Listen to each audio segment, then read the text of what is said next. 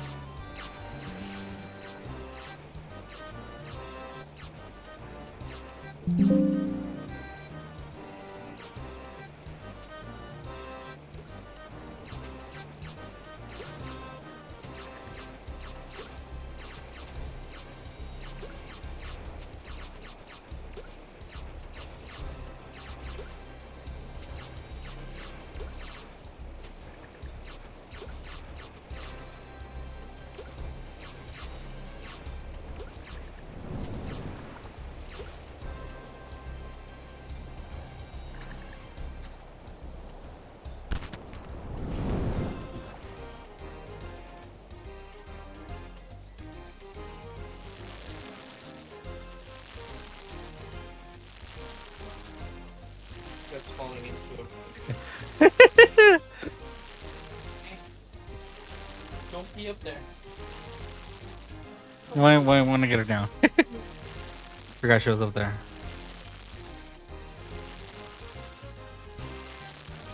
Ooh.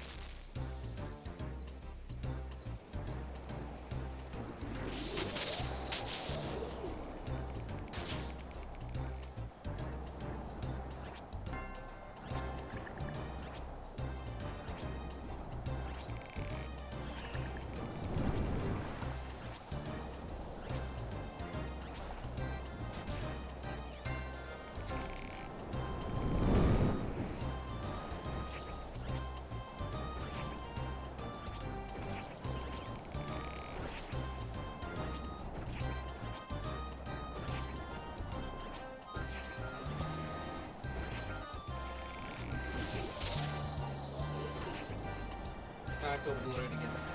Tom? Now I feel bloated again.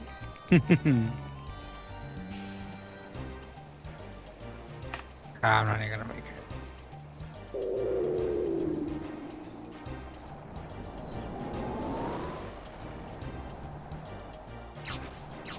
Here, fishy fishies.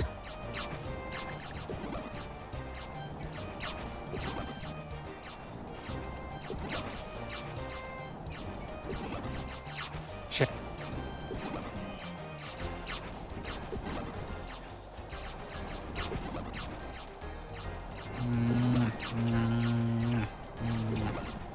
We'll see after class.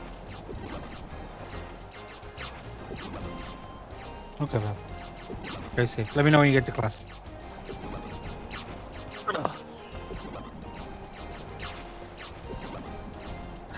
Samus. You have time to refill them a little bit with water? Or like just fill up with water and bring it and I'll pour it? Fuck. Not really. Okay, it's fine.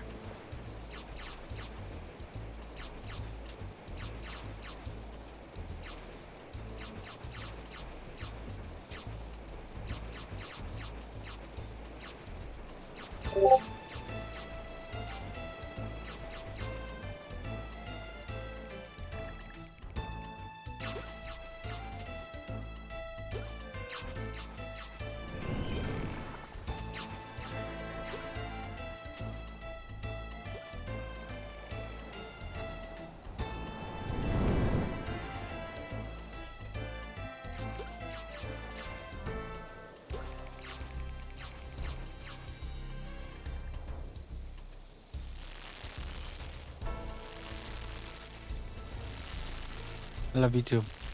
Drive safe.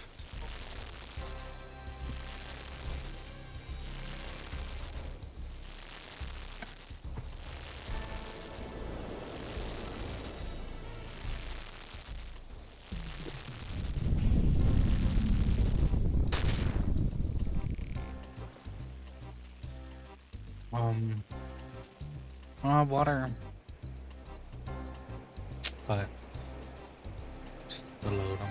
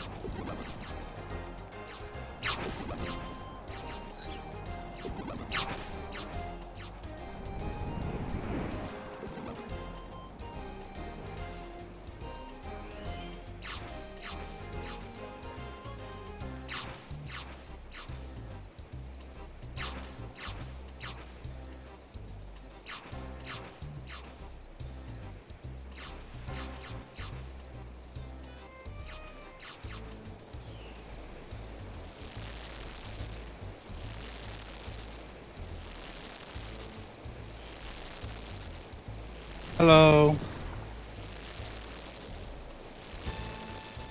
Let's going.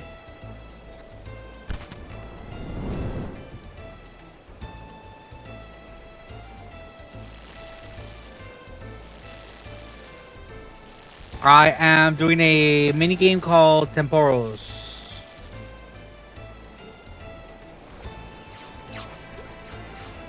I'm trying to farm a pet. Because I never got in one.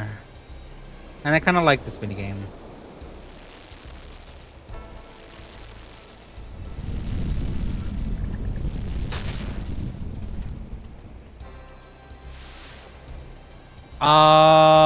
Quite a bit.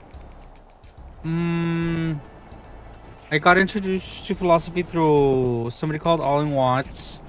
And then through him, I found out about Jung, Nietzsche, you know. And then from there, I learned about the Greek philosophers. I wouldn't really pick out any branch that I would be specifically into. I just kind of like philosophy as a whole.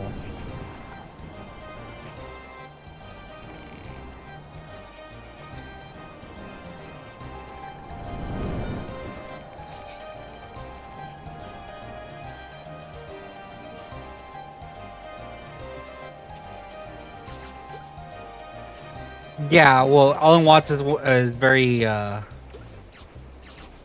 Alan Watts is very into the Eastern spirituality and stuff like that. Talks a lot about Zen, Buddhism, Hinduism. Talks a lot about the self, the universe, reincarnation, things like that.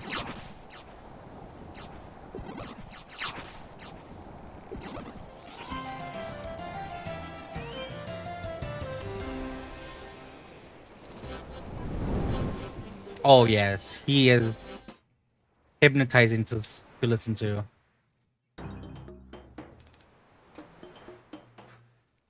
Yeah.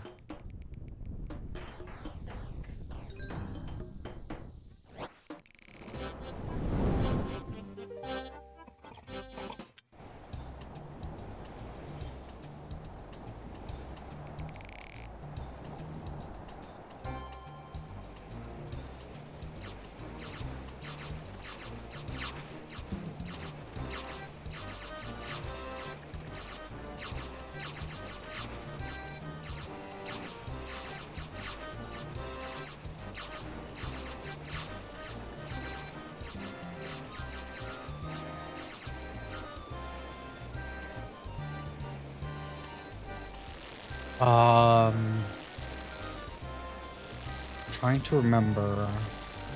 'Cause I listened to a lot of his lectures. I can't remember if he ever talked about that.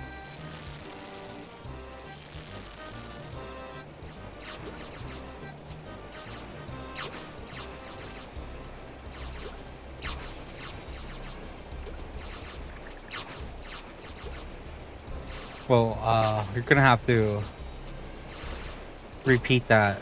I don't know if you made a typo or if I just don't know what those words are.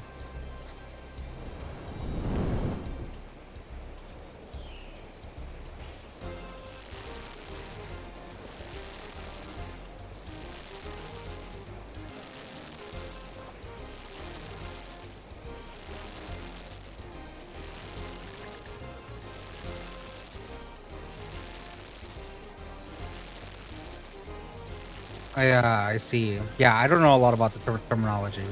He doesn't really.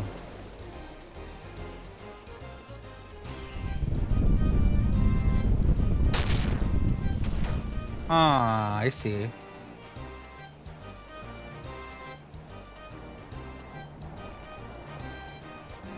Okay.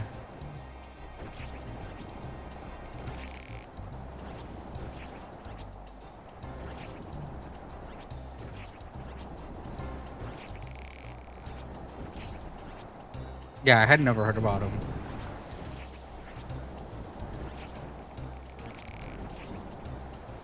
Okay. I'll have to look into him.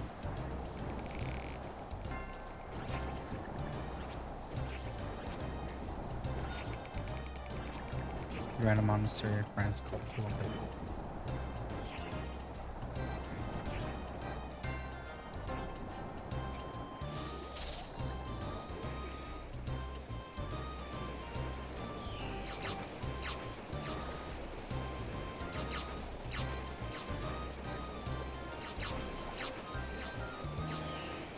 Oh, dang it.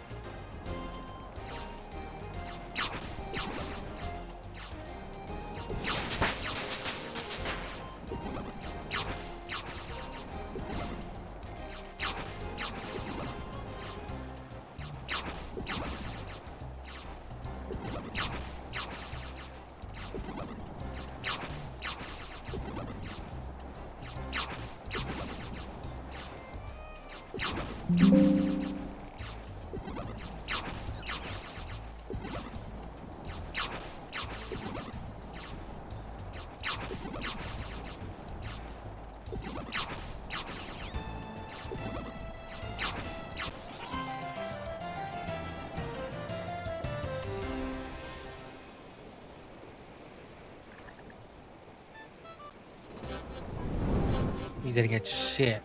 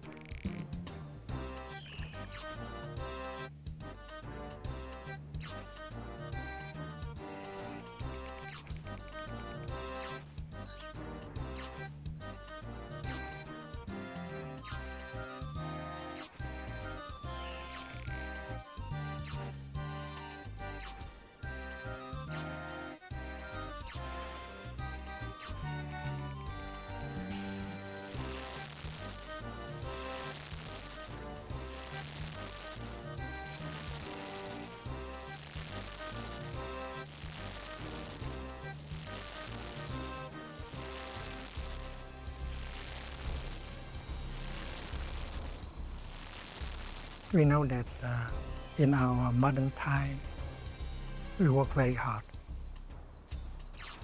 Everyone is working very hard. And Wait, we what do are not we have going? the time Fuck. to take care of our body, our feelings, our emotions.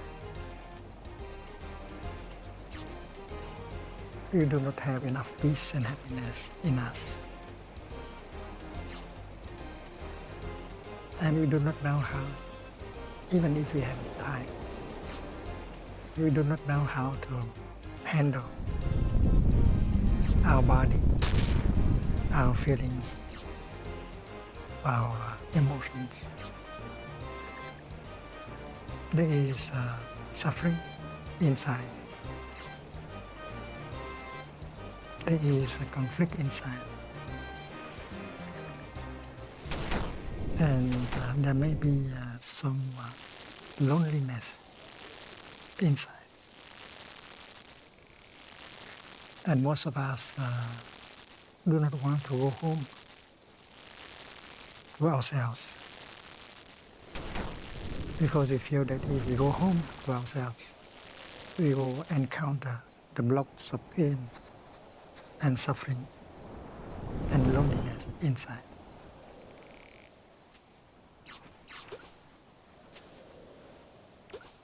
So the tendency is to run away from ourselves. And that is a characteristic of our civilization. People feel the need to run away from themselves because they don't want to be with themselves. Because they have the fear that if they go back to themselves, they'll be overwhelmed by suffering, by the despair, by the anger, by the loneliness inside. We are running from ourselves, away from ourselves. So we do not have the time to take care of ourselves. And if you are not able to take care of yourself, how can you take care of the person you love, your family?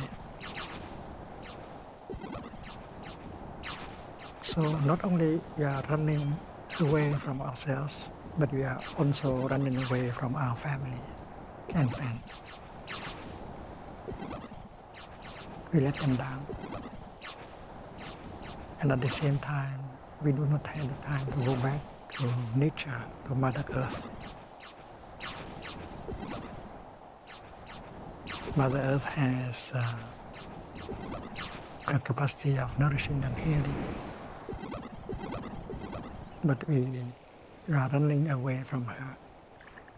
And we may cause damage to nature with our technology.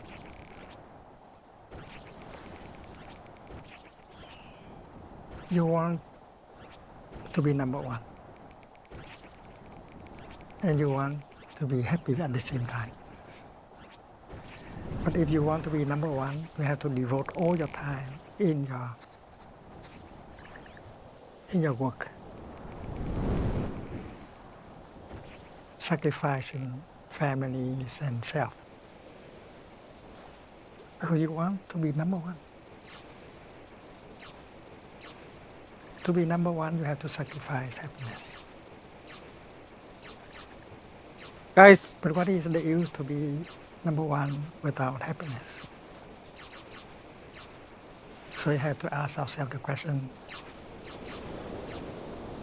what do we really want? Do we want happiness, or do we want success to be number one?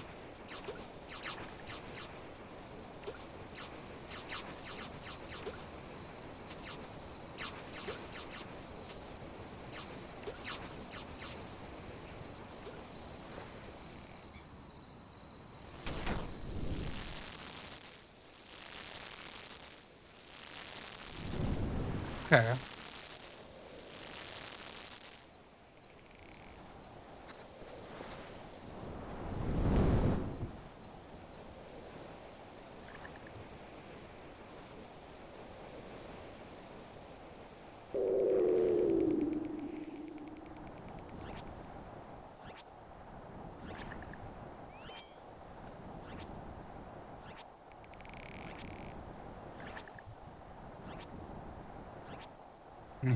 Alright.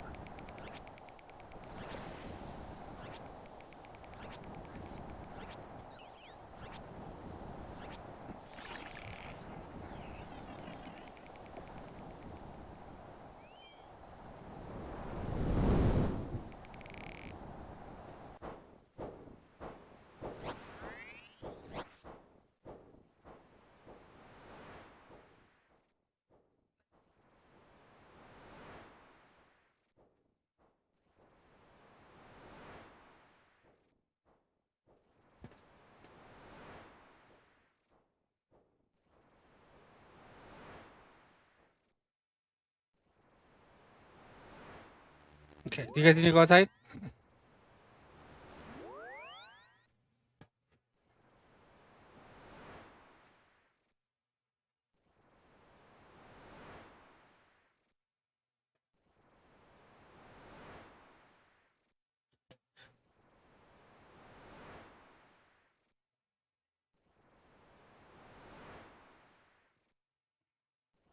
Let's go outside. Ow.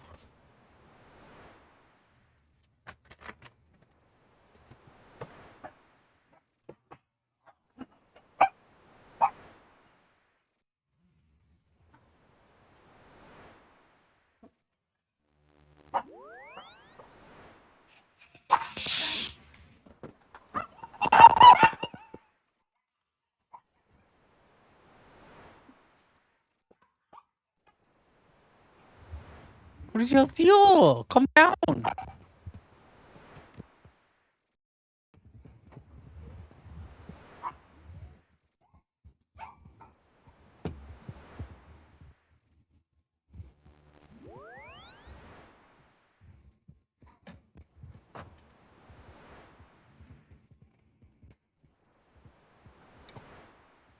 Oh, these oranges are so good.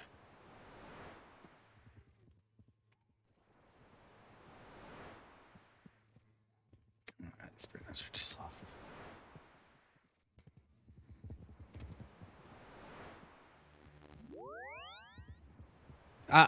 Where? Called you over there? Who called you over there?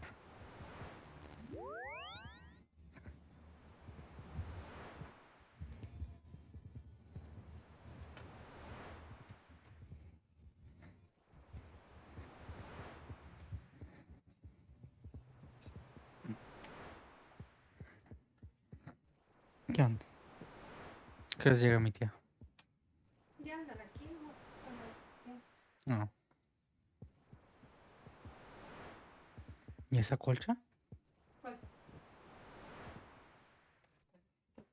Se mira bien incómoda. Se veía bien suavecita, pero cuando lo toqué, acá.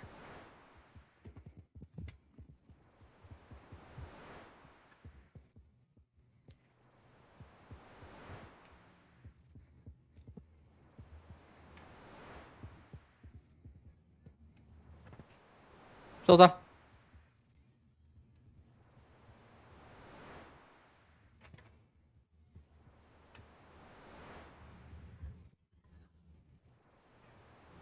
Solta, where did you go?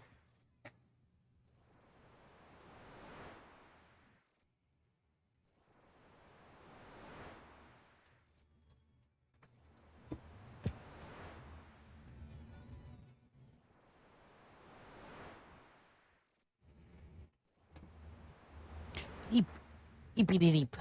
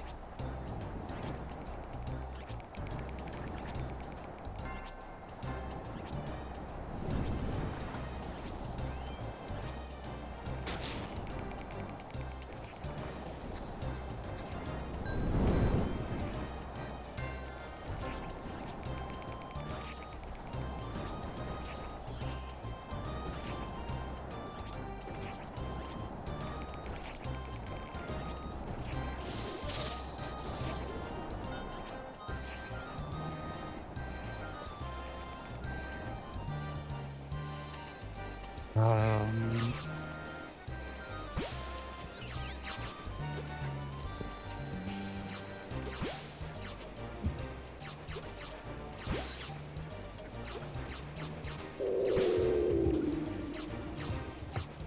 Everything okay?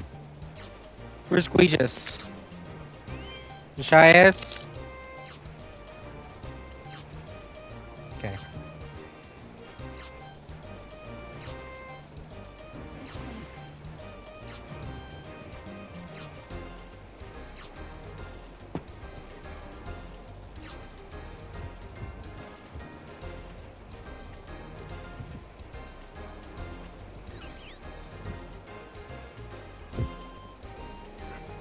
Ooh.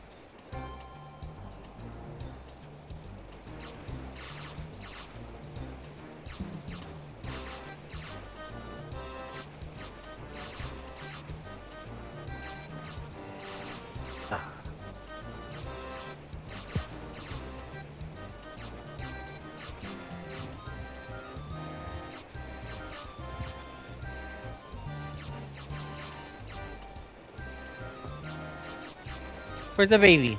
Okay.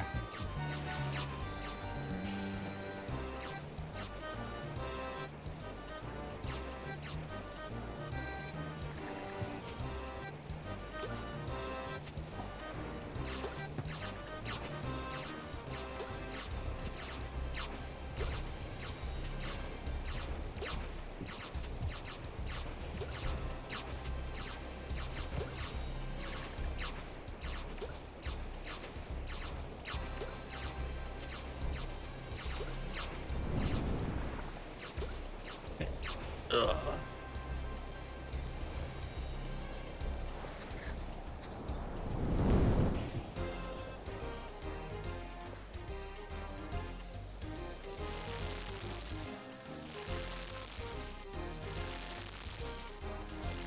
Hi.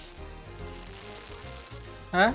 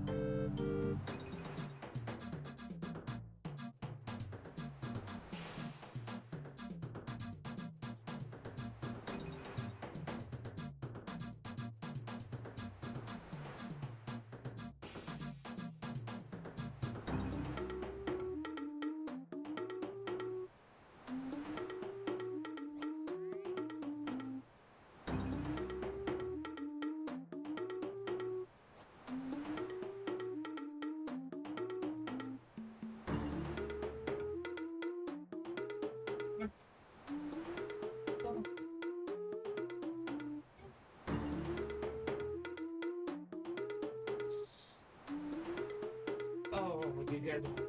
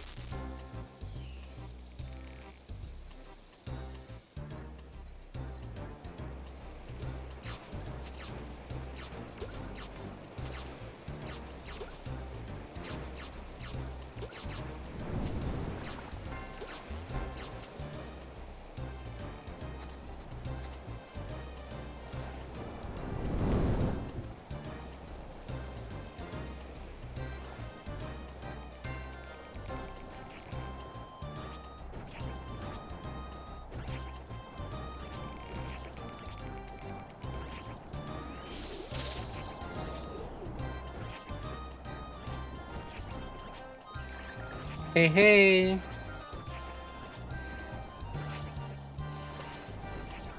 How's it going?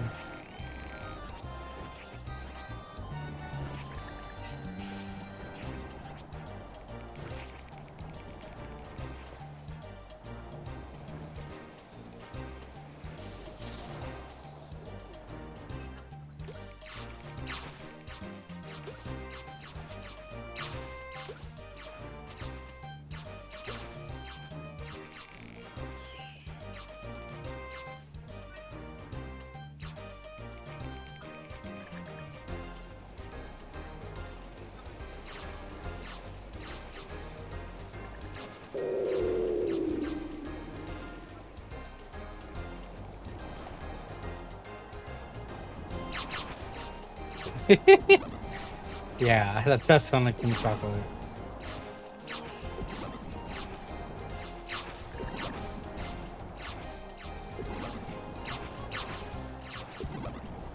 I don't like sweets that much, but when I do eat them, I get overwhelmed pretty quickly. So, yeah.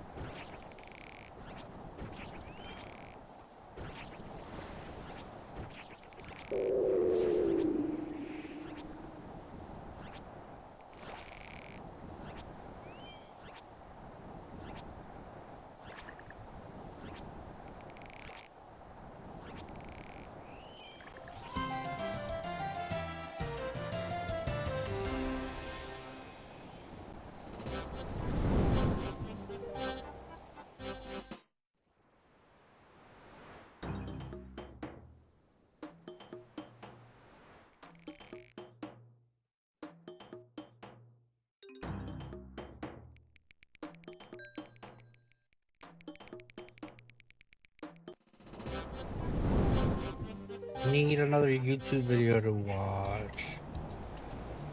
Shit.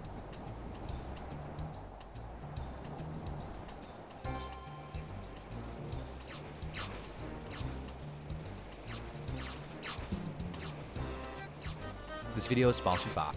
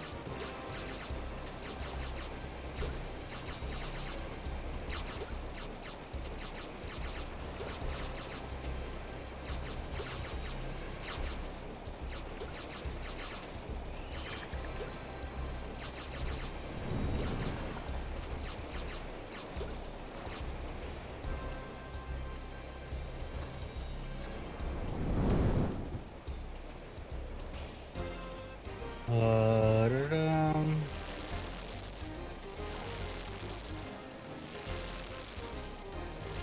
Ooh, I was watching this earlier. Spawn it to me.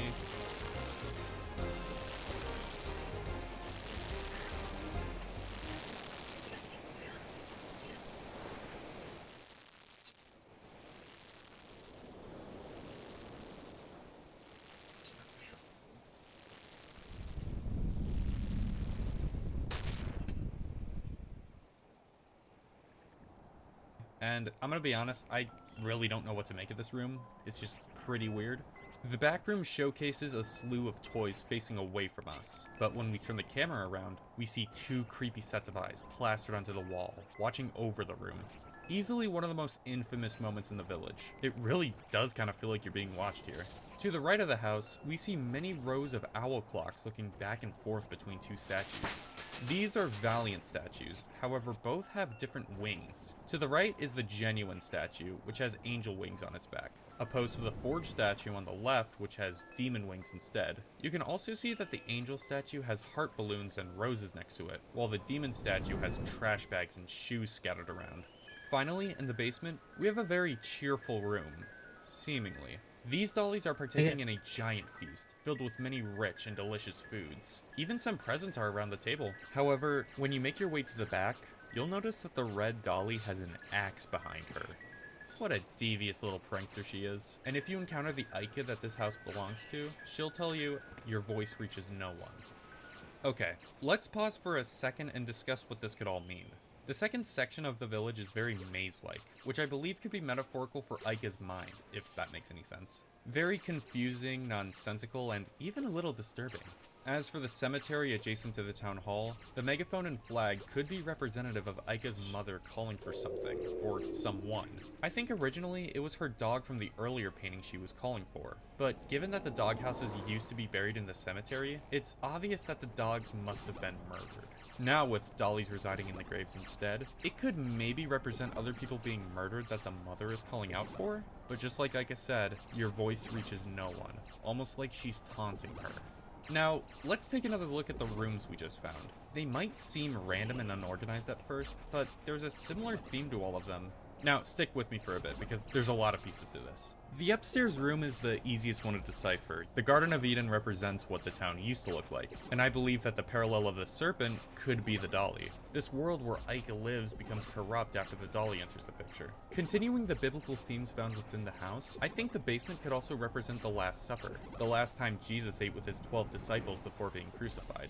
12 disciples, 12 dolls. And remember how the one doll has an axe behind her? This could also be a parallel to Judas, the disciple who would end up betraying Jesus by the end. I don't think this has any literal parallels to Ica's story, but it's worth keeping in mind at least. The room to the right is pretty obvious about indecisiveness between good and evil, but the other two rooms are more hard to decipher. As for the room with the shark, yeah, I'm just gonna pass it on to you guys. I have no idea what to make of this. As for the back room, I believe that these two creepy sets of eyes are, hear me out, Ica's parents. This will make a little more sense when we enter the next house, but so far, we've been kind of seeing a theme of perfectionism.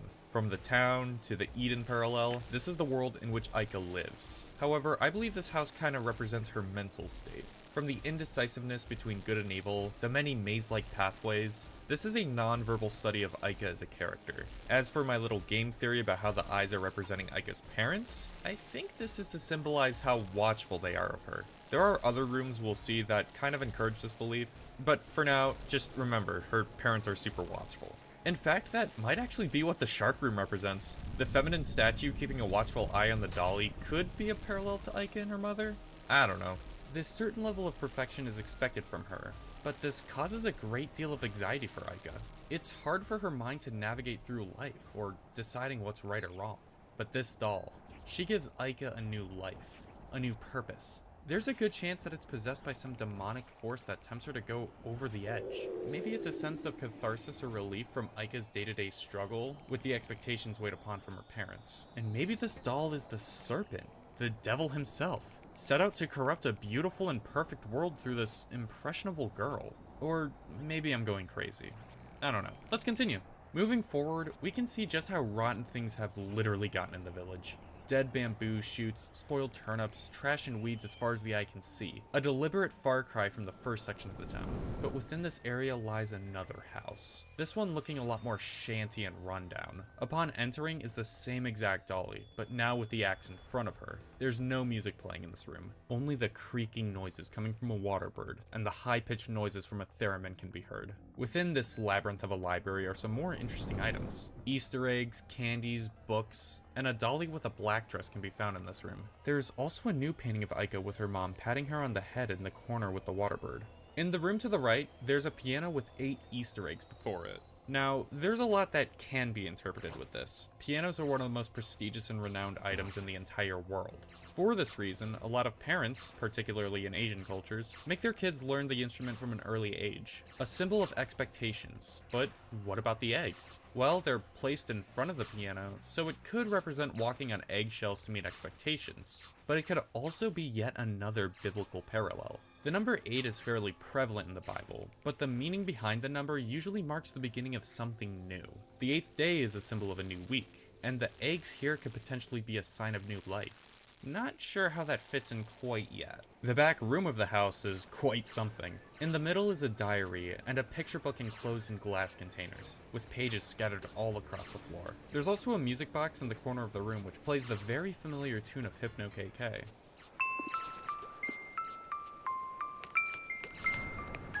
This house just keeps getting more and more interesting, huh? Well, we make our way upstairs and... what the f***? This room is laid out pretty normally, except all the furniture pieces have Aika's paintings from earlier. LED screens roll across the room with images of her family. The image of the dog is found on multiple seats in the room. But more notably, Aika's mom. She's inescapable in this room. Most of the furniture pieces here are imprinted with her image. And at the end of the room is the same dolly, staring at a static screen on a CRT. It's kind of like the film Poltergeist, where the ghosts communicate through the TV. Maybe that's how the dolly got possessed? Through TV ghosts? Who the hell knows? If you thought things were getting confusing here, then you're not ready for the basement.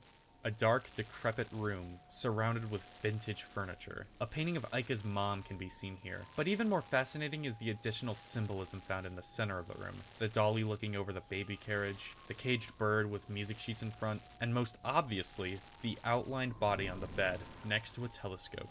There's a lot of profound imagery in this room, and it's not exactly clear what it could all mean, but I can try to break it down to the best of my abilities. For starters, the bird probably represents Aika. From the theme of expectations we've been seeing, I think this is the most powerful way of representing how she's felt all her life. Trapped within a cage, forced to sing the way her mother wants. There's a typewriter in the room too, which could symbolize how her mother would metaphorically write these songs for her. Again, in a metaphorical sense. What I think the rest of the room implies is a certain sense of life and death. Going back to the Easter eggs and TV from upstairs, this could be a very subtle way of teaching us how the dolly gained possession. Symbols of new life, the poltergeist scene from earlier, that's what I'm thinking over here. Maybe it's supposed to suggest that the dolly is haunted opposed to Aika hallucinating the dolly. Again, who the hell knows? But the outlined bed is where the death part comes in. It's pretty obvious that the outlined body is communicating that somebody had died in this part of the story. But what's the telescope all about? Oh, what? Well, it could just be another symbol of how Aika's mother was overprotective and watchful of her daughter. Maybe it doesn't have anything to do with the bed itself, despite how it's pointed in that direction. But as for the somebody who died in this part of the story, it's the mother. I think the dolly convinced Aika to take her mother's life, and what we see surrounding the room is how Aika's felt mistreated all of her life. This perfectionism, this walking on eggshells. She's grown tired of it, and she took matters into her own hands. When talking to the Aika this house belongs to, she says this scenery was always impure, which I think speaks to how she's always hated this perfectionist idealism. Continuing our waltz through this wasteland, we see even more incongruent fountains, dead trees opposed to perfect peach trees, and weeds opposed to carnations. And by the end of this walkway, we see a house identical to the first one we discovered. Upon entering, we discover that the once bright, cheery room from the beginning of the town has been absolutely trashed. All sorts of garbage is scattered across the floor, and all the bright lights from earlier are shut off. Going upstairs is a pretty similar story. The dolly now holds an axe with her, the toys are facing the opposite direction, and the paintings have been crossed out. By the way, the teddy bear went from wearing a white and blue shirt to a black and red one. Very subtle, but kinda neat. An interesting detail on the family portrait is that Aika is the only one who's been scribbled out. Her mother's individual portrait was crossed out, which means she must have died. But what does that say about the father who doesn't have a portrait of his own? Could he still be out there somewhere? He's really out of the picture in this whole story, which I find to be curious. Maybe he's getting cigarettes. But the family portrait also implies that Aika is dead. Where could her fate lie? Well, at the back of the house, the previously inaccessible room can now be entered, revealing a very grim fate for the girl. Aika and the dolly are imprisoned, surrounded by mystic statues, watching the girl and her doll. Some people interpret this as her being institutionalized. The cages and faces watching her could imply that. However, I think this is Aika's personal hell. And the reason I think that is because of the village's beach. It's accessible through this part of the town. If you go upwards, you'll find a bed of 4-leaf clovers. Seems innocent until you realize in Japanese cultures, the number 4 is often associated with bad luck, or even death. The words 4 and death have very similar pronunciations in Japanese, so this could possibly imply that Aika is dead. But going down further on the beach doesn't just imply that she's dead, it basically confirms it. Eventually you will run across a pair of red shoes by the water. These red shoes belong to Aika. Now, if someone in Japan were to take their own life, the first thing they would do is neatly take off their shoes before doing so.